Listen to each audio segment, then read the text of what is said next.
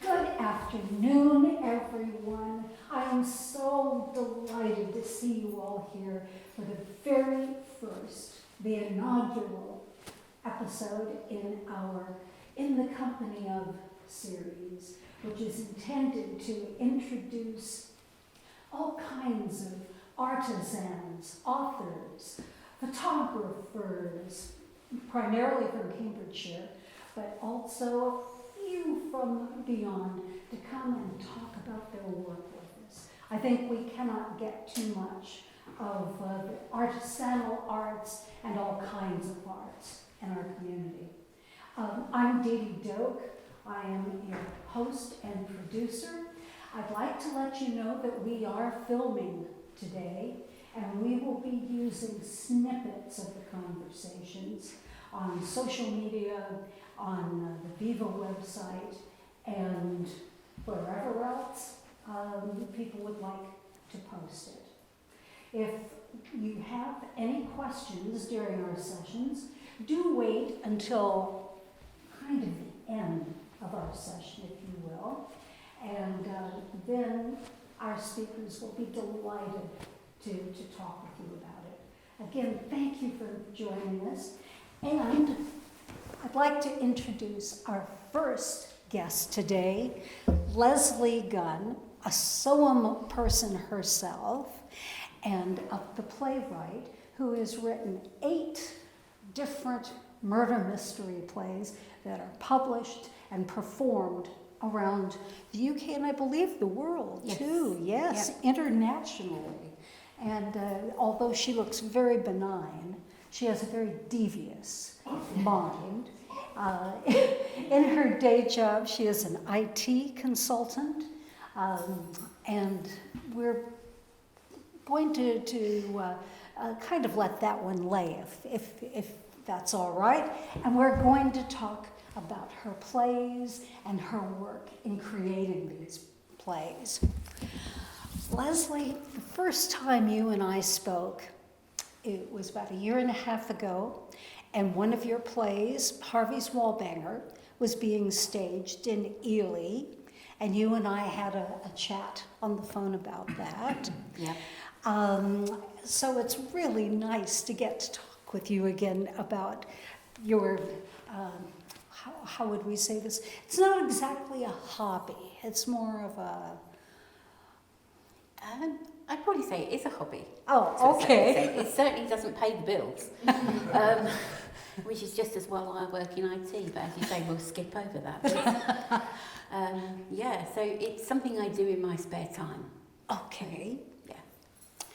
Tell us a bit about yourself. I mean, you're an IT professional, but you have much wider interests, plays, wildlife. Tell us about where you're from originally. Yeah, I should probably point out that wildlife doesn't mean I live my life wildly. It's wildlife as in little tweety things and flappy things and things like that. Where I'm from originally, so I spent the first part of my life in southeast London, and then we moved to Kent, and then we moved to the West Midlands, back to Kent, and then 14 years ago I moved to Soam, which is why people probably can't work out where my accent is, because there's a little bit of Kent, there's a little bit of London, there's certainly a little bit of the West Midlands when I get angry, and maybe even a little bit of Cambridgeshire by now. Terrific. And tell us about your interest in birds. Yeah, so it started probably when I was at work, for my first job, and one of the guys there was very interested in bird watching. He actually went on to work in Spring Watch, and I can sort of say, oh, I used to make his coffee, which isn't really a great claim to fame.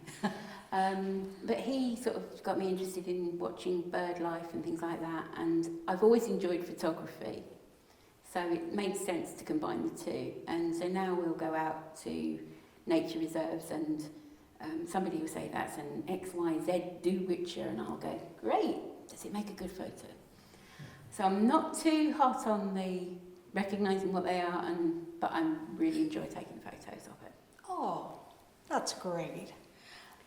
Tell us about your very first mystery play and what sparked the idea. Okay, so my very first play was about 7 years ago, and it is called The Great British Bump Off. Now that's based roughly on the theme of a TV show you might recognise. It's based on a baking competition at a village fete. And how it came about was my partner and I were on a cruise, and we were talking to a lady who we met about just general stuff, as you do on these holidays. And she said that she was a journalist, freelance journalist, and she used to write for The Guardian and The Telegraph. So I just, well, what an amazing lady, tell me your stories. And she said, have you ever tried writing? And I said, well, I did once. I tried writing a story, sent it off to one of these places that do an appraisal.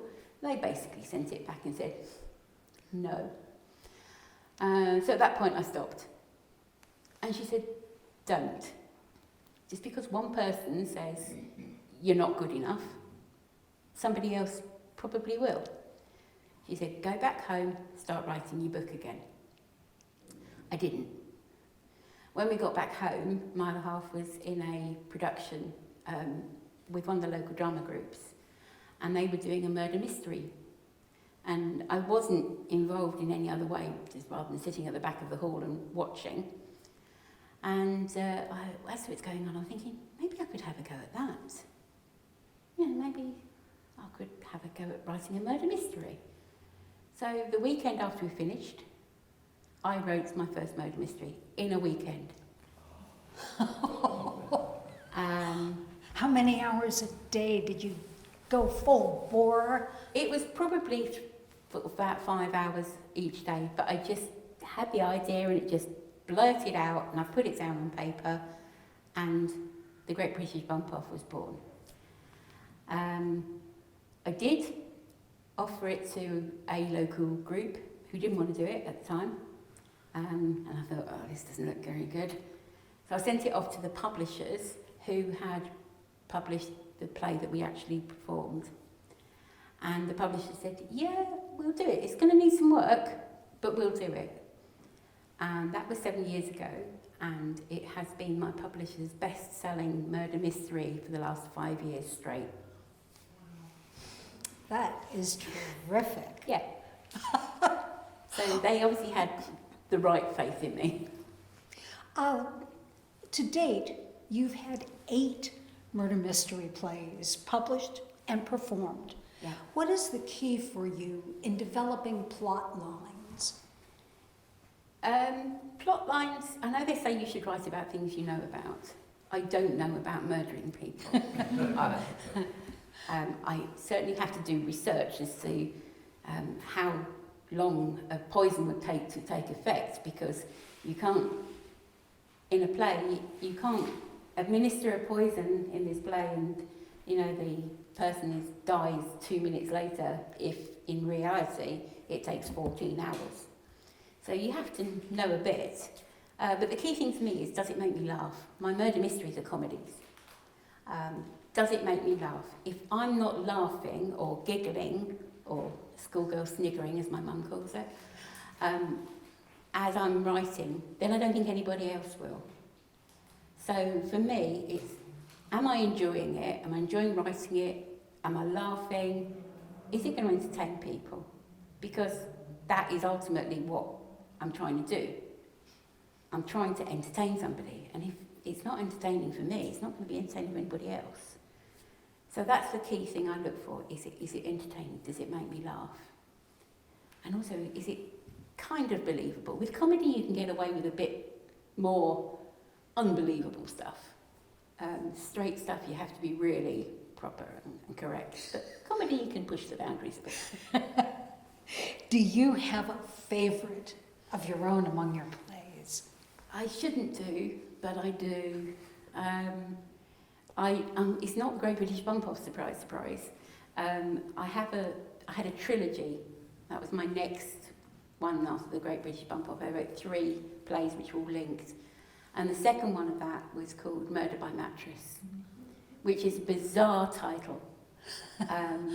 But it the characters in it I just absolutely loved. Even the one I killed. Because he was so extreme, you just really quite enjoyed killing them off. Yeah, that one, Murder by Mattress, so that's the second one, set in the 1920s, so it's a very popular theme at the moment, the 1920s, so that's popular. I also really like my Halloween one. I know it's not everybody's cup of tea, and I fully appreciate that. It's basically really, really popular in America. I have sold more than double the amount of scripts in America than I have in the UK for my Halloween one. Really? Yeah, and it's only 2 years old. Wow. So, and it's already my publisher's second best-selling murder mystery. So they do have others. I should point out, I'm not their only murder mystery writer. Well, you might as well be. Yeah. So yeah, that's going, I mean, really, really well. And it's such a fun one because it gets the audience involved. Most of the ones that have put this on, they've got their audience to come along in fancy dress, and it just has an extra bit of the audience participation, and it's completely bonkers. Totally, utterly bonkers. It's out there. Well, let me ask you something sort of off-piste, and maybe you will know this. Which parts of America have been quickest to jump on this Halloween play? The last one I sold out is Georgia, Virginia, Missouri, I think New Jersey. Okay. So, and I think Kentucky as well. Some very homey states. I'll take your advice on that. Oh, that is brilliant. Yes. And they're so enthusiastic as well, because I do try to get in touch with the people that are putting on plays to wish them well, and also to see photos of the performances, because I can look at the characters and say, oh yeah, that's so-and-so, that's so-and-so, that's so-and-so. And it's just fun. It's fun for me. So. Oh. And a lot of them, most of them actually reply, and you know, they're thrilled to bits that I've actually made the attempt to get in touch with them. Have you ever been able to go out to America to see one of your productions? No. No, that's probably, yeah, I might need a passport for that. How often do you go to see any of your productions within the UK? We do like to go to a few a year if we can. Most recently we went to the West Midlands, which is obviously I spent some time there, so I tried to encourage my friends and family in the West Midlands to go along. That went well. But yeah, we went up to the West Midlands a couple of weeks back to see Death by Chocolate, which is a great excuse to have chocolate. Most of my murder mysteries have cake or chocolate or alcohol. There is one that has vegetables that isn't selling very well. Well, it sounds like you write very tasty plays on the whole. I like the cast to enjoy themselves while they're rehearsing. What is the furthest you've travelled to see one of your shows staged? Sturminster Newton, which is a little market town in Dorset. They didn't know we were going. Now, normally I will tell somebody that we're going. Or when we book tickets, they'll realise, that name rings a bell. Oh yeah, it's the same one on the script. But they didn't know we were going. I think I booked it in my partner's name. And we turned up there. We had to stay overnight. Beautiful hotel, fantastic breakfast. But we went to watch the show. First of all, it was one called Killing Time, which is supposed to be set in the 1920s. They'd set it in current time, which threw me a bit, because I wasn't quite expecting the costumes they came on. And then at the end, I sort of introduced myself to the director. And the director looked at me and said, "Sorry, who are you?" Oh. And he was holding the script, so I just pointed to my name and I said, "That's me." And he went, "All right, okay." Oh, So they kind of fell a bit flat, but they have done some of my plays since. How was the production? It was, yeah, I mean, it wasn't quite what I was expecting. Most of the plays that I've been to see are pretty much script perfect. I mean, they will come and they say, oh, we forgot a line, did you? Yeah.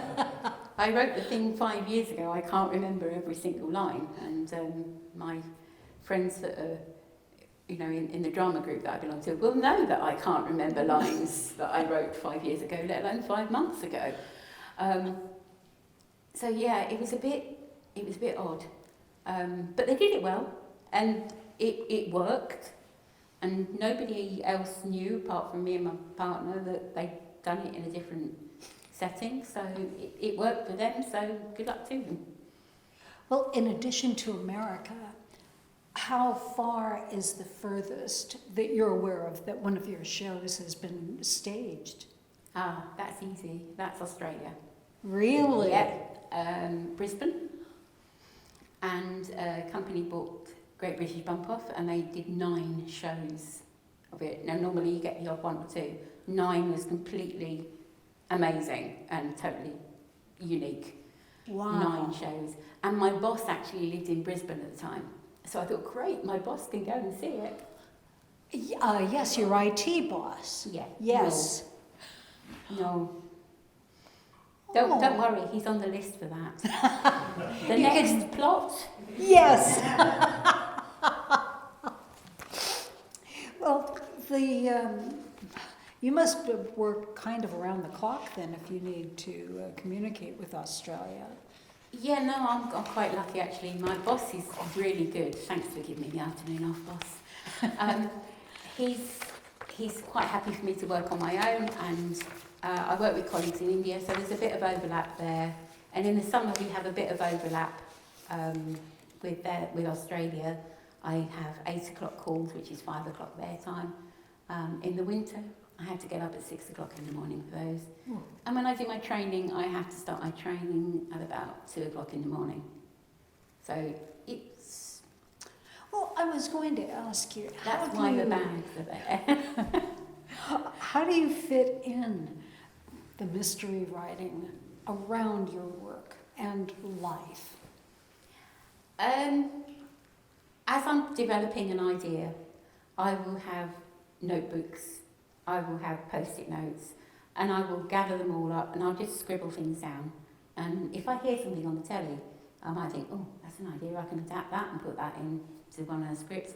I'll just write it down and I'll put it in a folder, and then I'll look at it all. I think, right, okay, what can we get out of this? And then it'll just go blur. So you're always gathering, you've always got your antenna out. Oh yes. You'll be amazed what you can hear in general conversation. You think, Oh, I'll be a bit careful then, shouldn't we? Who is your favorite mystery writer and why? I'll be perfectly honest with you, I don't tend to read books very much. It's awful, isn't it? As far as the mystery book side of things, obviously, you've got your... you can't go wrong with Agatha Christie, can you? No. Have I read her books? No. Are all her books at home? Yes. I've been to see Lucy Worsley, who did a presentation on Agatha Christie's life, which I found absolutely fascinating. Have I read Agatha Christie's books after that? Still no. I watched them on the telly, and I enjoy those. I also enjoy Midsummer Murders. I absolutely think it's amazing that they can have 3 dead bodies and the police still don't know who killed them. When it's so obvious to everybody else, it's the person that has got the big name, because they always have big name players. It's the person who's got a big name who isn't dead. So, you know, if it's a guy who's played in the 1980s, you know, a big star then, and he's not dead, he's a murderer. Easy. Very good. I'll keep that in mind, what I'm watching next. If anyone in our audience aspires to write a mystery play or any kind of written product, Yeah. what advice would you give them? Well, the advice that I would give is don't give up. If you write what you want to write and you like it, then that's fine. You're the person that you're aiming to please first of all. If you want for it for other people to enjoy, don't give up, just give it time, develop it, and if the first person says no, send it to another person. You know, what somebody likes one day, somebody isn't going to like another day. It's just finding the right people at the right time. It'll just click into place. I would say that writing plays is more difficult than writing books, though. How so? Because if you write a book, you can say, Jane walks into the room and she blushes when she sees Roger sitting on the desk.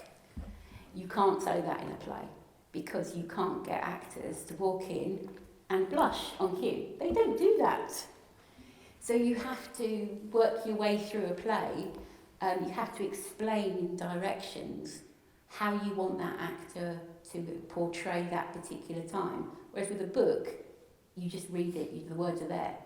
And your mind tells you your mind gives you that picture of Jane walking in and flushing because she's seen the person sitting on the desk. That is really good advice. I'm going to keep that in mind myself. Well, we are drawing near to the end of our half hour. Okay. But I've got one question for you, and then I'd like to open it up to our audience to ask Lesley any questions they may have. What lies in the immediate future for Lesley Gunn, the person, the writer, the bird watcher, the traveler? Okay, immediate future. Well, at the moment we are actually rehearsing for the premiere of my 9th murder mystery. Really? Now, my 9th murder mystery is currently with my publishers and going through the editing process, so that should be out soon. But we are, I say we, some of the people in the audience, are performing it in Iceland at the beginning of November, and it's called The Mysterious Murder at the Murder Mystery. And this is where I go backtrack on the bit which I said you don't need to know about what you're writing about, because it's set in an amateur dramatics society. Excellent. And they still Excellent. talk to me. Just. Well, is the person who gets murdered recognizable in any way, shape, or form? I can't possibly say. Or I'd have to kill you. Thank you so much. And audience, have you got any questions for Lesley? I've got one, actually. I'm a theater person, and I was just wondering if you have any theories about the ideal number of characters, the ideal number of pages, scenes like that. Do you write to your own specifications, or do you kind of reinvent the system every time? I kind of tend to use a template. Okay. The amount of characters that I write for is normally quite limited because my main audience or market is amateur dramatics. Unfortunately, Amdram is quite an ageing environment in many, many places. So there's no point in writing something for 18 characters because many Amdram societies just don't have that amount of people. So I tend to keep it around 8, 9, anywhere between 8 and 10. Most Amdram societies can manage that. And I tend to write 2 acts and 1 scene in each act. And it's normally the first act will be setting the scene and we'll have a murder. The first act of the first scene of the second act will be the interrogation, and then the last scene will be the reveal. And I tend to use that, and it works. So you hook your audience in, they get into it, they go through the interrogation with the policeman, and then they have a guess as to who's done the murder. And we have some really interesting theories there. some of the theories that come out with, even I didn't know what was happening in the play, and I wrote it. Well, it's good for the author to be surprised as well. Yeah. Oh, Lesley, I hope you'll join our audience for the rest of the I'd love to. afternoon. And thank you so much.